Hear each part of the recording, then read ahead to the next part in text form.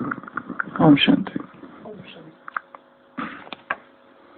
ये मुरली 18 जनवरी 1996। आप लोगों को निश्चय पक्का है कि जो बाप के साथी है सच्चे हैं, तो कैसी भी हालत में बाप दादा क्या खिलाएगा? दाल रोटी जरूर खिलाएगा। और क्या नहीं खिलाएगा?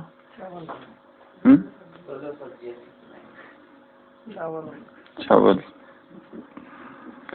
दो सब्जी नहीं खिलाएगा, दाल रोटी खिलाएगा। लेकिन ऐसे नहीं करना कि काम से थक करके बैठ जाओ और कहो बाबा दाल रोटी खिलाएगा। ऐसे अलबेले या आलस वाले को नहीं मिलेगा। बाकी सच्चे दिल पर साहेब राजी। तो क्या निश्चय है? आप लोगों को निश्चय पक्का है कि जो बाप के साथी है सच्चे है, तो कैसी भी हालत में बाप दादा दाल रोटी जरूर खिलाएगा। किनको खिलाएगा? जो निश्चय बुद्धि है, जिनको यह निश्चय है कि साथ कौन है? स्वयं भगवान, जो बाप के साथी है। और दूसरी कंडीशन, जिनमें सच्चाई है, जिनका हृदय स्वच्छ है, सच्चा है। तो कैसी भी हालत में, कैसी भी विकराल परिस्थिति हो, उसमें बाप दादा दाल रोटी जरूर खिलाएगा। दो सब्जी नहीं खिलाएगा, दाल रोटी खिलाएगा। लेकिन फिर क्या नहीं करना कि काम से थक करके बैठ जाओ और कहो बाबा दाल रोटी खिलाएगा। ऐसे अलबेले या आलस वाले को नहीं मिलेगा। बाकी सच्ची दिल पर साहेब राजी। हृदय में अगर थोड़ा भी झूठ है, हृदय में अगर थोड़ी भी अपवित्रता है, तो भगवान की मदद वहां रुक जाती है, नहीं मिलती है। मदद उनको मिलती है जिनका हृदय सच्चा है, साफ है। और भगवान जो है वो हमारी जो भी जरूरतें है उसको पूरा करता है। किसको नहीं पूरा करता है? जो मांग है, मांग को पूरा नहीं करता। अनावश्यक मांग, जो जरूरतें है उसको पूरा करता है हमेशा। तो दाल रोटी का अर्थ क्या है यहाँ पर? केवल दाल रोटी नहीं है, कोई खाने की बात नहीं है केवल, परंतु योगक्षेमम वहाम्यहम। जो भक्त, गीता में क्या लिखा है? संपूर्ण रीति से मेरे परायण है, उनका सब कुछ मैं करता हूँ। उनके जीवन का पालन, भरण, पोषण सब कुछ मेरी जिम्मेवारी है। योगक्षेमम वहाम्यहम। परंतु किनका? जो संपूर्ण रीति से मेरे प्रति समर्पित है। मन मना भव मध्याजी भक्ता माम नमस्करु। जो इस तरह मुझ में मन लगाए हुए है, उनका सब कुछ मैं करता हूँ। तो एक तो साथ और दूसरा सच्चाई। सच्चाई को अपने अंदर धारण करना है। जितना हमारा हृदय साफ और स्वच्छ और सच्चाई होता जाएगा और सच्चाई से भरता जाएगा, परमात्मा मदद, ईश्वरीय कृपा, दया, आशीर्वाद जो भी कहो, स्वतः ही होने लगेगी। स्वतः ही जीवन में ऐसी चीजें होने लगेगी जो हमारा पुरुषार्थ आगे बढ़ा रहा है। हम कुछ कर नहीं रहे, स्वतः ही आगे बढ़ रहा है। परिस्थितियां निर्माण हो रही है, ऐसी परिस्थितियां निर्माण हो रही है जिससे पुरुषार्थ तीव्र वेग से आगे बढ़ रहा है। निर्मल मन सो मोहि पावा, जिसका हृदय निर्मल है वो मुझे प्राप्त करता है। मोहि कपट छल छिद्र न भावा, रामचरितमानस में है कि मुझे कपट, जिस हृदय में कपट है, छल है, छिद्र है, छिद्र अर्थात दूसरों के दोष देखना, छिद्रान्वेषण, फॉल्ट फाइंडिंग, दूसरों के दोष देखना, जो हृदय में ये तीनों ही बातें नहीं है, कपट नहीं है, जहाँ पर छल नहीं है, छिद्र नहीं है, वहां पर मैं हूं, अन्यथा मैं नहीं हूं, अन्यथा मेरी मदद नहीं है। ऐसी आत्माओं को मैं कभी प्राप्त नहीं हो सकता जिनमें ये अवगुण है। निर्मल मन, जिसका हृदय निर्मल है, चित्त शुद्ध है, चित्त की दशा, चित्त के भाव, चित्त दशा जहाँ शुद्ध हो गई है, झूठ जहाँ समाप्त हो गया है, वहां पर भगवान की मदद है। जीवन में जो कुछ आवश्यक है वो सब कुछ उसकी आपूर्ति होगी स्वतः ही। तो दाल रोटी केवल खाने की बात नहीं है यहाँ पर, परंतु संपूर्ण जीवन की बात है। तो जो बाप के साथी है, जिन्होंने भगवान को साथी बनाया है, जीवन के कदम कदम पर पल पल उसके साथ का अनुभव होना हर परिस्थिति में, ये भी बहुत बड़ी बात है। और हृदय को अहोभाव, कृतज्ञता के भाव से भर देना, धन्यवाद के भाव से भर देना। जो भोजन हमको मिल रहा है उसके प्रति भी अनुग्रह, धन्यवाद, शुक्रिया, एहसान मंद, ये सब भाव हमारे अंदर भरे हुए हो। दो प्रकार के भोजन है, एक है हिंसक भोजन, एक है अहिंसक भोजन। हिंसक भोजन किसको कहेंगे और अहिंसक भोजन किसको कहेंगे? केवल मांसाहार, केवल शाकाहार की बात नहीं है। जिस चित्त में क्रोध भरा है और क्रोध की मनोदशा में, चित्त की दशा में जो भोजन स्वीकार किया जा रहा है, वह सभी भोजन हिंसक भोजन है। क्रोध, निगेटिविटी, इस तरह के भाव हृदय में भरे हुए हैं और उस अवस्था में भोजन को स्वीकार किया जा रहा है, वो सभी हिंसक की श्रेणी में आते हैं। हिंसक भोजन। अहिंसक भोजन, उसमें तीन तल है। एक तो शरीर का तल, मन का तल, चित्त का तल, और तीसरा आत्मा का तल। शरीर के तल पर अहिंसक भोजन उसे कहा जाता है जो संपूर्ण अनुत्तेजनाजनक है, उत्तेजना नहीं है उसमें, सादा है वो। जितनी उसमें उत्तेजना होगी उतने ही हिंसक भाव मन में प्रकट होंगे। सबसे बड़ी हिंसा काम, जितना ही वो उसमें जितना कुछ भरो एक्स्ट्रा, जो प्रकृति ने दिया है उसके अलावा, वो सभी हिंसक भाव पैदा करेंगे।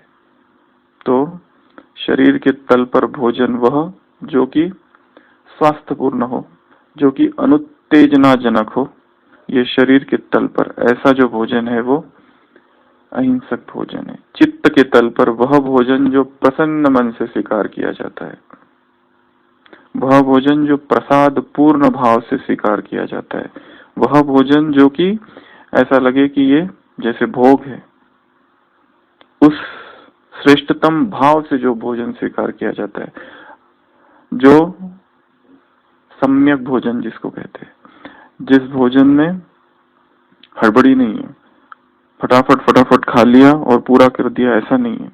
शांत चित्त है, प्रसन्न मन है। इस चित्त की दशा में जो भोजन किया जाता है वह अहिंसक भोजन है। और आत्मा के तल पर कृतज्ञता का भाव है, ग्रेटिट्यूड का भाव है, शुक्रिया, एहसान मंद है, शुक्रगुजार है, उसका शुक्राना मानकर भोजन स्वीकार कर रहे हैं। केवल भोजन के प्रति ही शुक्रिया नहीं, हर चीज के प्रति, सृष्टि के प्रति, नया जीवन दिया है उसके प्रति शुक्रिया, धन्यवाद। फिर से नई सुबह, फिर से नया अमृत वेला मिला, नहीं तो आज हम कब्र में होते रातों रात। जीवन अनिश्चित है, परंतु फिर भी हमें जीवन मिला, अवसर मिला। जो गलती अब तक की थी उसको सुधारने का फिर एक अवसर मिला, फिर एक मौका मिला, फिर एक चांस मिला। उसके लिए धन्यवाद।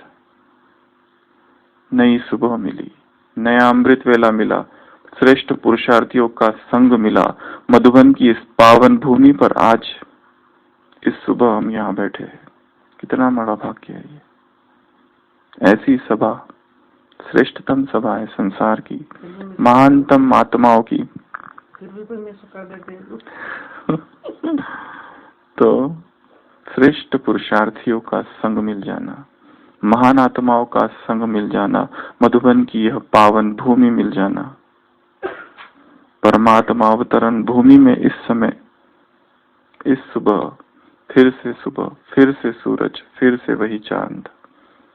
हृदय को कृतज्ञता से भर देना। Attitude should be of gratitude. Attitude हमारा कैसा हो? वृत्ति हमारी ग्रेटिट्यूड की हो। हर बात के लिए धन्यवाद, हर बात के लिए शुक्रिया उसको कि उसने ये सब कुछ दे दिया हमें। फिर से एक नया जीवन, फिर से नया दिन दिया है पूरा ही, जिसमें श्रेष्ठ पुरुषार्थ किया जा सकता है। अब तक की हुई भूले फिर से ठीक की जा सकती है। तो हृदय को अहोभाव से भर देना, ग्रेटिट्यूड से भर देना, धन्यवाद से भर देना, यह है आत्मा के तल पर इस दशा में जो भोजन स्वीकार किया जाता है वह अहिंसक भोजन है। इसके विरोध में जो कुछ है वो हिंसक है। यहाँ भोजन चाहे कितना भी भोग लगाया हुआ हो, कितनी ही पवित्र आत्माओं ने तैयार किया हुआ हो, परंतु स्वीकार करते समय हमारे मन में अकृतज्ञता, इनग्रेटफुल है हम, भाव जो है वो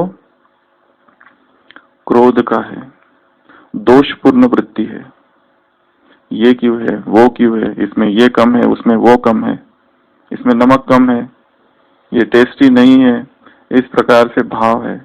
तो वो जो मांसाहार होता है वो मांस को जलाता है, क्रोध भी मांस को जलाता है अंदर। तो वो भोजन भी अहिंसक भोजन नहीं कहा जाएगा जो इस चित्त की दशा में लिया जाता है। किस मनोदशा में भोजन स्वीकार कर रहे हैं? धन्यवाद से भरा हुआ हो चित्त, आनंद पूर्ण दशा हो, प्रेम पूर्ण स्थिति हो मन की। प्रसाद किस तरह स्वीकार करते हैं भक्त? नीचे गिर जाता है उसको उठा के खाते हैं। वो भाव हो कि ये यज्ञ का भोजन है, उतना ही लिया जाए जितना जरूरी है। बहुत सारा ले लो और फिर वैसे ही छोड़ दो, बोझ है बहुत बड़ा।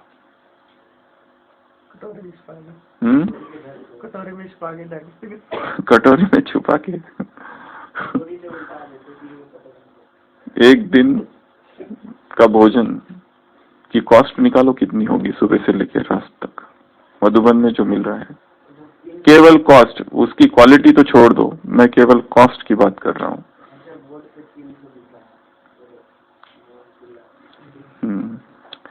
पूरे दिन भर का, सुबह का नाश्ता से लेकर चाय से लेकर, तो जो भी कुछ दिन भर में मिल रहा है, टोली से लेके सब कुछ, एक कॉस्ट निकालो, इतना है केवल कॉस्ट। आर्थिक रीति से केवल कह रहा हूँ, बाकी तो छोड़ दो, पवित्रता और वो सब बातें दूर, केवल उतना तो पता चलेगा। तो जो भोजन हम ले रहे हैं इतना सा भी वेस्ट ना जाए हमसे, थोड़ा सा भी नहीं, इतना ही लो जितना हम खा सके, एक टुकड़ा भी वेस्ट न जाए। चाहे किसी ने कल कहा ना, बाबा ने क्या कहा था कि ऐसा नहीं समझना कि हमको तो कोई देखता ही नहीं है, बाप दादा देखता है। जिसका यज्ञ है वो क्या देखेगा नहीं?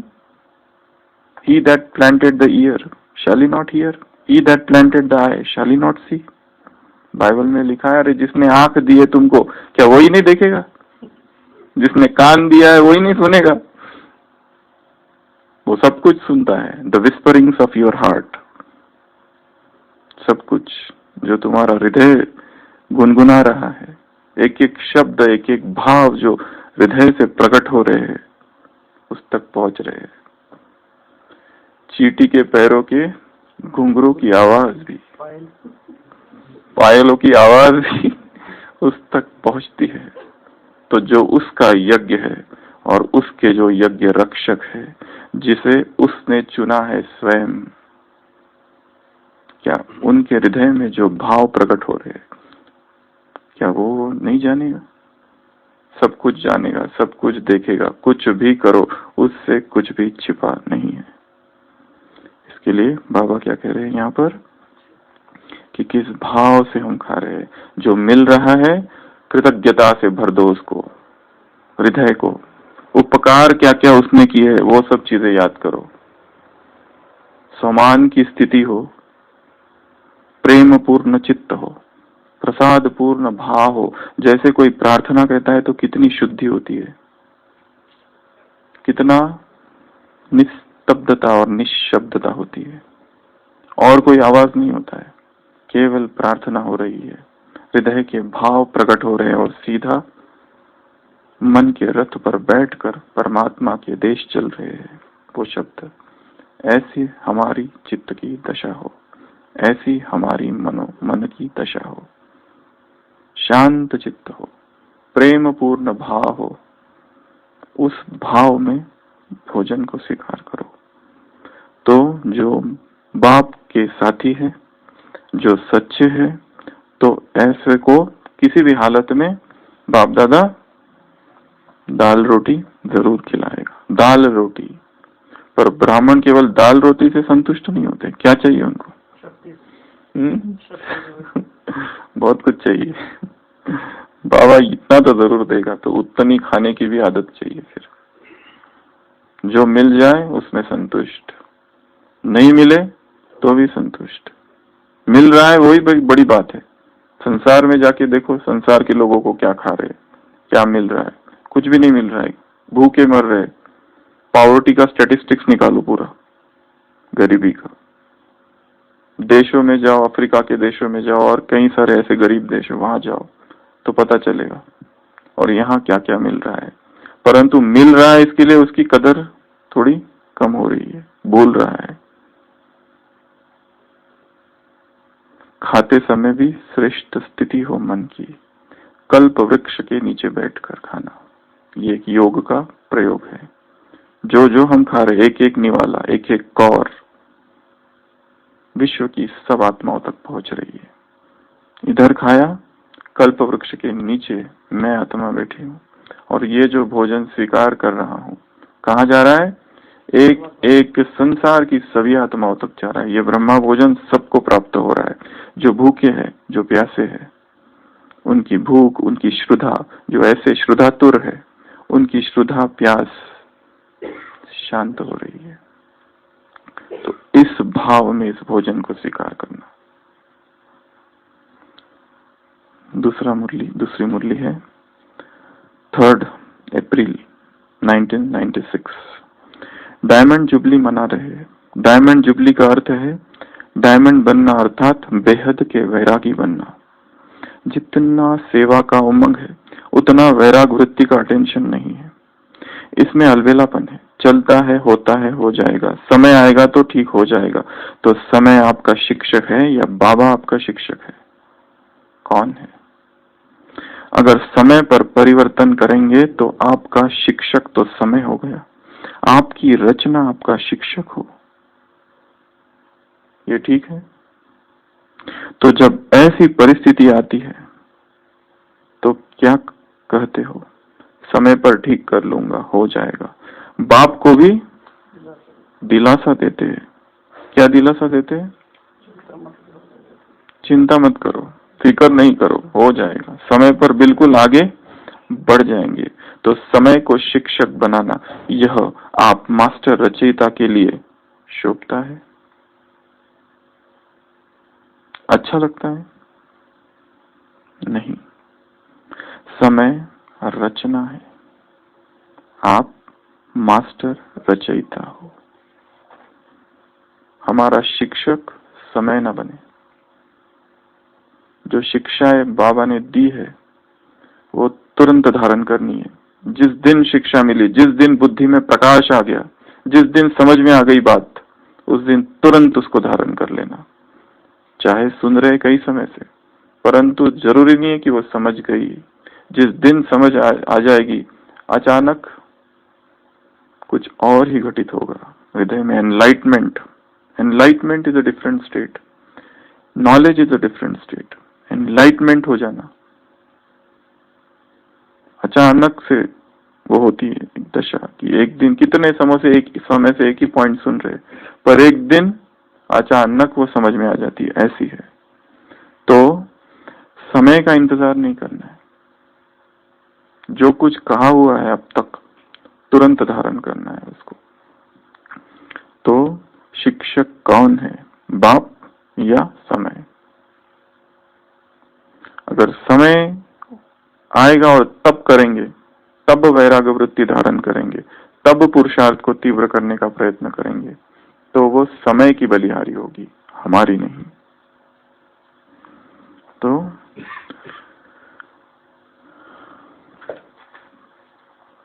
डायमंड जुबली हो रही है, 96 का साल है ये। तो बाबा कह रहे डायमंड बनना अर्थात बेहद के वैरागी बनना। जितना सेवा का उमंग है उतना वैराग्य वृत्ति का टेंशन नहीं है। सेवा का उमंग तो बहुत है, सेवा करने के लिए तत्पर है, रेडी है, परंतु उतना ही वैराग्य वृत्ति भी हो। अगर कह दिया जाए सब कुछ रोक दो और बैठ जाओ और तपस्या करो, सब सेवा स्टॉप, तो फिर हलचल ना हो, तब बेचैनी ना हो।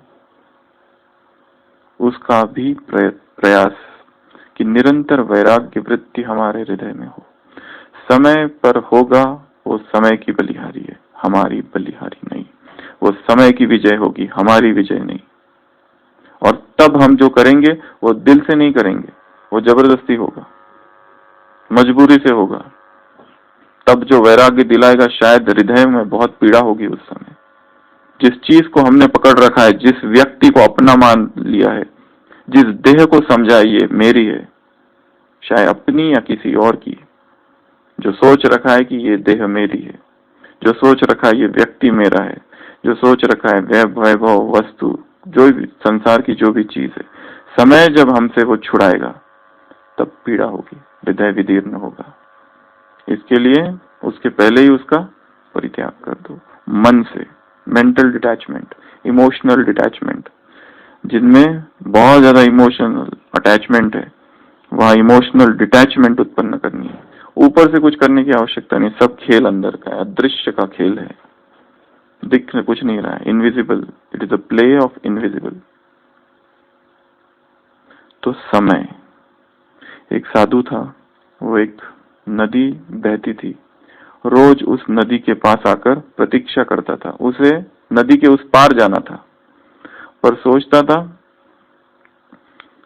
इंतजार करता था, कभी ऐसे देखता था, कभी ऐसा देखता था। जो भी वहां से गुजरता था आश्चर्य होता था लोगों को कि ये जाता क्यों नहीं है वहां से। और एक व्यक्ति तो उसे रोज ही देखता था कि नदी तो बह रही है, परंतु ये व्यक्ति नाव भी है, जा सकता है उधर, परंतु ये किस लिए इंतजार कर रहा है। वो साधु कहता है कि मुझे उस तरफ जाना है, परंतु मैं इसका इंतजार कर रहा हूं कि ये जो नदी है थोड़ी रुक जाए तो मैं जाऊं। नदी का पानी आना रुके तो जाऊंगा ना, जब तक नदी बह रही है कैसा जाऊं। तो लोग हंसते हैं उसके ऊपर, उपहास करते हैं उसका, कैसी मूर्खतापूर्ण बात है, नदी कभी रुकी है आज तक? अनंत काल से नदी बह रही है। वो कहता है कि मैंने तुम मनुष्यों से ये सीखा है। क्या कहता है कि तुमसे ही मैंने ये सीखा है। मृत्यु सामने खड़ा है, काल के मुंह में हो, फिर भी क्या कहते हो? परमात्मा की खोज, ये तो भक्ति की कहानी है कि भगवान के लिए बाद में समय निकालेंगे, जब सब कुछ अनुकूल हो जाए तब, जब परिस्थितियां आना बंद हो जाए तब। रास्ता आगे नहीं बढ़ेगा, राहगीर को ही आगे बढ़ना पड़ेगा, रास्ता पीछे ही स्वतः ही पीछे चला जाएगा। कोई ये सोचे कि रास्ता आगे बढ़े या ठीक हो जाए सब कुछ फिर बाप को याद करूं, वो नहीं होगा। प्रतिकूल परिस्थितियों में ही संपूर्ण बनना है। जहां आज हम हैं, जिन व्यक्तियों के साथ है, जिस स्थान पर है, कुछ भी अच्छा नहीं है, माहौल ठीक नहीं है, व्यक्ति ठीक नहीं है, स्थान भी ठीक नहीं है, वहीं पर संपूर्ण बना जाता है। कमल कहाँ खिलता है?